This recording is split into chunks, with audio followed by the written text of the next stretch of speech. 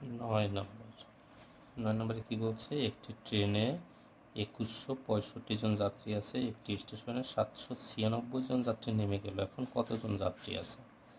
যাত্রী আছে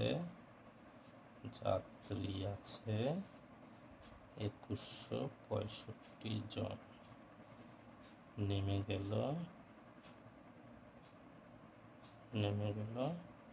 796 জন। তাহলে আছে কত? 9 হাতে 1, 9 1 10, 10 আছে কত? 16 হবে। 6 হাতে 1, 7 1 8, 8 আছে কত? 11 হবে।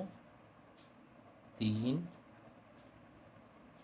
হাতে 1, এতজন। অতএব কতজন যাত্রী আছে? অতএব ট্রেনে 1390 জন যাত্রী আছে।